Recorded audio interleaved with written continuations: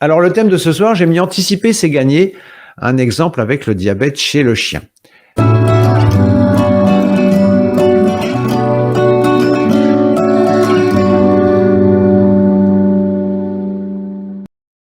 Je vais quand même faire un petit rappel sur le diabète pour que vous puissiez comprendre ce que je vais vous expliquer. Donc, le diabète va toucher essentiellement l'eau avec les reins, et en l'occurrence le yin des reins. Ça, c'est particulièrement vrai pour les sujets âgés. Ça va concerner la terre avec la rate.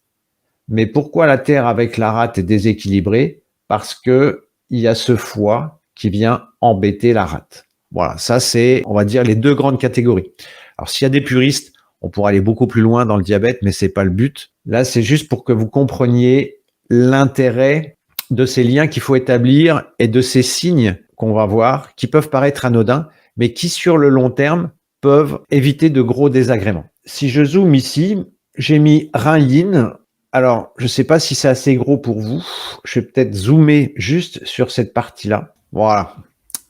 Alors ici, déficience du rein yin. Ici, vous l'avez dans le schéma. Vous voyez que dans l'équilibre entre le yang qui représente le métabolisme et le yin qui représente les réserves d'énergie, vous avez une déficience d'énergie yin qu'on trouve chez les sujets âgés, évidemment, puisque le vieillissement, c'est le yin qui décline. Et à partir du moment où vous avez une déficience de yin au niveau des reins, donc je parle des reins chinois, vous avez une possibilité de diabète, mais pas que.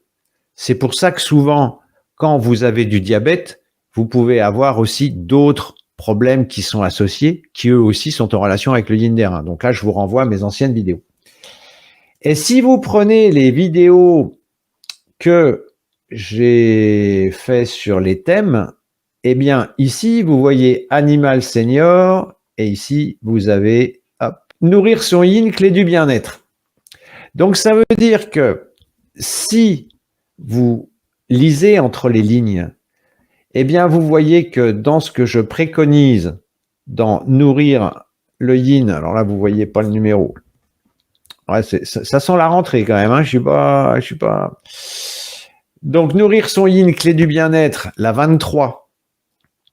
Ah bah oui, mais si vous allez comprendre l'importance du yin sous un certain angle. Mais si vous comprenez que le diabète est une déficience au niveau du yin des reins, là, ça prend tout son sens. Et si vous prenez la vidéo sur l'animal senior, je parle aussi du diabète.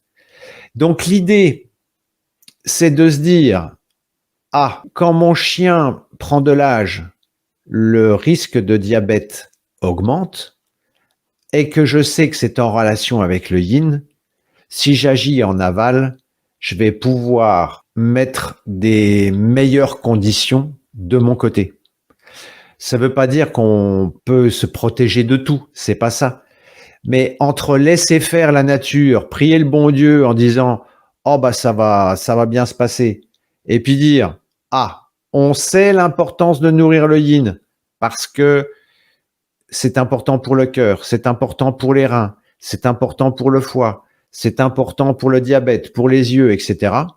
Eh bien, si vous savez ça quand votre animal a 5 ans ou 6 ans ou 7 ans et que vous commencez à œuvrer, forcément, le risque d'avoir ou de présenter un diabète va diminuer drastiquement. C'est pour ça que je vous invite à reprendre les vidéos quand vous savez pas quoi faire. Moi, j'en écoute beaucoup dans ma voiture. Enfin, quand vous avez la possibilité, en faisant la cuisine et tout, réécoutez, puisque vous les avez déjà entendus, donc vous avez moins besoin des schémas. Mais par contre, il y a certains mécanismes, vous verrez, qui sont intéressants. Alors, par rapport à ça, c'est déjà un premier point. Mais là où vous allez voir, et ce que je voudrais vous montrer, on a dit, dans le deuxième cas de diabète, ici, on est avec le yin des reins, on était sur le premier cas, et ici, on est sur le deuxième cas. Je fais simple, parce qu'il y en a plus que ça, mais je fais simple. Là, on a le bois, et vous savez que le bois et le foie sont très réactifs au stress, donc toute forme de stress va venir bloquer l'énergie au niveau du foie. Et ce blocage d'énergie va faire cocotte minute et ça va faire monter l'énergie. On dit que ça vient stimuler le yang. J'explique ça dans plein de vidéos, donc je vais pas le reprendre. Qu'est-ce que ça fait? Ça veut dire que il y a un surplus d'énergie au niveau du foie et une des conséquences, il y en a d'autres. Le foie peut déverser son énergie dans la vésicule biliaire, par exemple. Là, le foie vient agresser la terre, vient agresser la rate.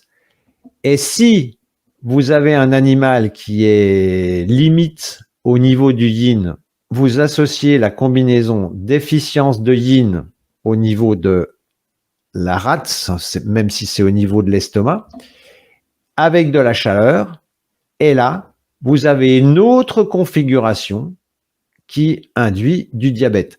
Alors, il existe différents types de diabète. Je ne vais pas rentrer dans les détails. Mais, et là, c'est là où je veux en venir, c'est que la chaleur dans le foie et dans la rate, dans le système rate-estomac, eh bien, on sait que ça nous donne un certain nombre de problèmes. Et en l'occurrence, la chaleur dans l'estomac, eh bien, que fait le chien quand il veut rafraîchir son estomac, quand il veut équilibrer son estomac? Il va manger de l'herbe. Et donc, vous vous dites, où il y a un certain nombre de légendes, enfin, je l'entends très souvent, « Ah, mais mon chien mange de l'herbe, c'est qu'il se purge. » Bah non. Non, il veut juste rafraîchir son estomac. C'est comme les gens qui boivent très glacé. Vous voyez, elles ont juste envie de rafraîchir leur estomac. La personne qui boit de l'eau glacée, c'est pas pour se purger. Et donc, même si ça a un effet laxatif, que ça soit l'eau glacée ou l'herbe. Enfin, je sais pas, j'ai jamais mangé d'herbe, mais si vous mangez trop de végétaux, ça a un effet quand même facilitant sur le transit. Donc, si on oublie le moment où votre animal a du diabète, il n'en est pas encore au diabète, il en est juste à manger de l'herbe. Eh ben, soit vous vous dites, ah ouais, mon chien mange de l'herbe, bah, c'est qu'il se purge et tout va bien. Non. Là, si vous vous dites, oh là, attention, mon chien mange de l'herbe, ça veut dire qu'il a de la chaleur dans l'estomac. Et s'il a de la chaleur dans l'estomac, moyennant un certain nombre de conditions, ça pourrait, avec le temps, déboucher sur une forme de diabète. Vous voyez, ce sur quoi je voulais vous alerter ce soir, c'est sur l'importance d'observer les signes. Idem pour la mauvaise haleine. Alors ça, c'est déjà plus embêtant parce que ça dérange les propriétaires. Ah, mon chien a une mauvaise haleine. Bon, à la limite, on s'en accommode. À la limite. Mais non, la mauvaise haleine, elle indique de la chaleur dans l'estomac. Donc, elle indique que votre animal est dans cette configuration-là.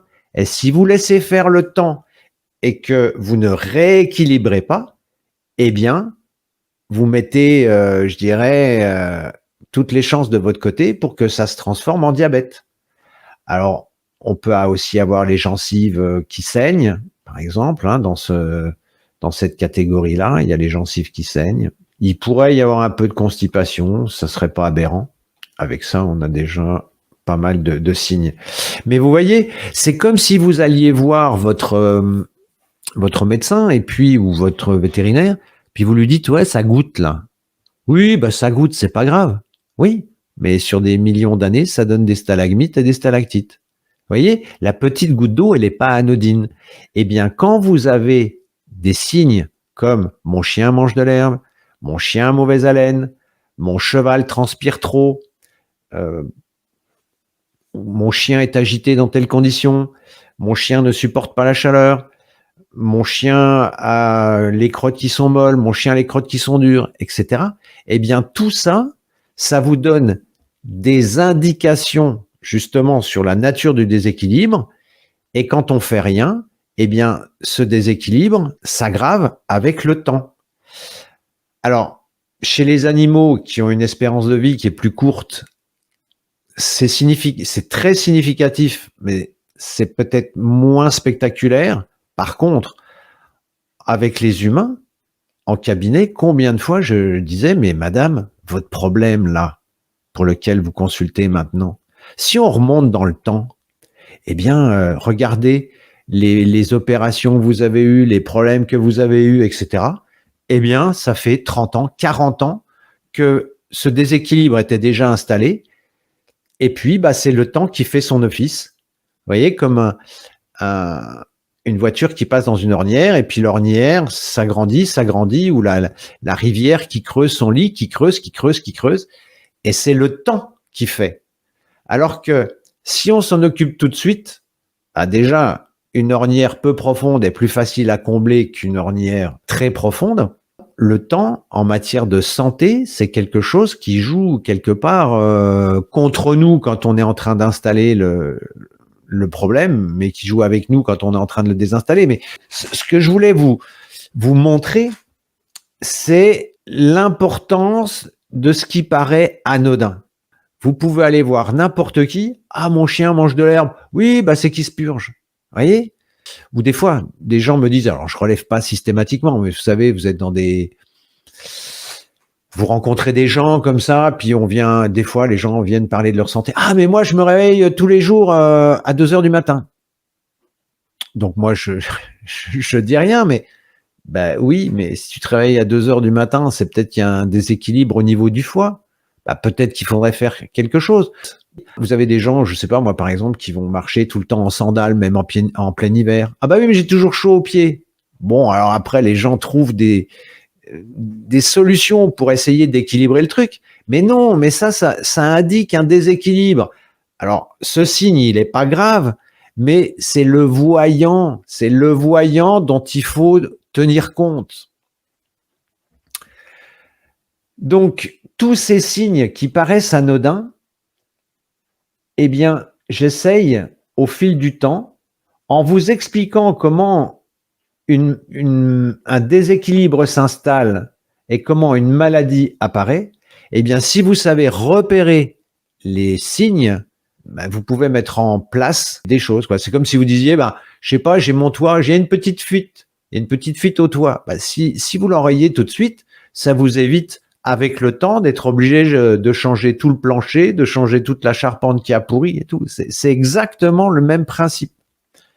Pour la suite, ici, au niveau des inconvénients, eh bien, c'est pareil. Dans les inconvénients du diabète, on a la cataracte. Bah, ça, c'est quand même quelque chose qui est handicapant pour un animal. Eh bien, je vous avais fait une vidéo. D'ailleurs, cette vidéo s'appelle la cataracte, partie visible de l'iceberg. Parce que la partie invisible, c'est le diabète qui s'est installé pendant des années. Pendant des années. Vous voyez, quand je vous dis, votre animal, il faut apprendre à l'observer et il y a des choses à faire à partir de l'âge de 5, 6 ans, ça dépend de la race, etc. Mais disons, à la moitié de la vie de votre animal, il y a des choses à faire et c'est pas grand chose. Et après, des fois, alors on rentre dans des considérations de business, mais les gens me disent, ah, vous savez, j'ai dépensé beaucoup d'argent chez le véto. Ouais. Prenez un diabète soigné à l'insuline. Ça vous coûte une fortune. Si vous préservez le yin quand il faut, dès l'âge de 5, 6 ans, 7 ans, bah, vous voyez que en termes de confort pour le chien, en termes de qualité de vie pour l'animal, bah, ça n'a rien à voir. Et en termes de budget pour vous, bah, ça n'a rien à voir non plus. Vous voyez, donc si on raisonne un petit peu avec sa tête, il y a peut-être des choses à faire, quoi. Et puis, je vous avais fait aussi une petite vidéo sur comment prendre soin de ses yeux au naturel. Donc, vous voyez, il y a du matériel et l'intérêt de prendre chaque point, c'est à dire, tiens, il y a les signes et ces signes, eh bien, ils veulent dire quelque chose. Pareil, quand vous avez un diabète, il y a une facilité à avoir des infections. Je vous ai fait une petite vidéo sur les infections. Vous voyez, donc, vous avez quand même des éléments de réponse. Il faut aller farfouiner au niveau du site. En ce qui concerne les problèmes de miction sur le diabète, je vous avais fait une vidéo sur l'insuffisance rénale, puisque quand on est sur une déficience de yin qui induit un diabète, il y a quand même de gros risques pour qu'il y ait de l'insuffisance rénale qui apparaisse tôt ou tard, quoi. Donc, vous voyez, si vous reprenez aussi une des dernières vidéos que j'ai pu faire sur, je l'ai mise c'est une des dernières où j'explique justement cette notion de traitement symptomatique, où vous allez avoir une pilule pour l'insuffisance rénale, une pilule pour enfin pas une pilule puisque sur un chien ça marche pas bien, mais je veux dire une injection pour le diabète. Vous allez avoir une pilule pour la cataracte, vous allez avoir une pilule pour ceci, une pilule pour ça. Alors que dans la vidéo, justement, j'explique que si vous comprenez que tout ça, ça trouve son origine dans une déficience de yin, eh bien, si vous agissez sur le yin, et a fortiori, si vous le faites en aval, ben, les choses se passent quand même beaucoup mieux. Voilà. Après, sur la partie technique proprement dite du diabète, les produits, etc., tout ça, je l'explique dans la vidéo sur le diabète. C'est pour ça que je veux pas revenir là-dessus. Mais je voulais quand même vous alerter sur l'intérêt de comprendre quelle est la nature du déséquilibre par rapport à une problématique, de façon à repérer les signes. Et quand vous avez repéré les signes, vous pouvez agir avant justement. Combien on a de clients qui nous disent « Ah ben là, ça y est, maintenant j'ai compris, la prochaine fois que je prends un chien, je vais avoir une stratégie différente. » C'est exactement ça. C'est exactement ça. Plus on apprend à observer, plus on peut détecter un déséquilibre, et plus on détecte le déséquilibre tôt, plus les choses se font facilement et à moindre coût, puisque c'est un argument qui a aussi son importance. Voilà ce que je voulais vous expliquer ce soir. Et pour finir, merci de mettre un pouce en l'air et de vous abonner, c'est ce qui nous aide le plus à promouvoir la chaîne. Merci et à très bientôt pour une nouvelle vidéo.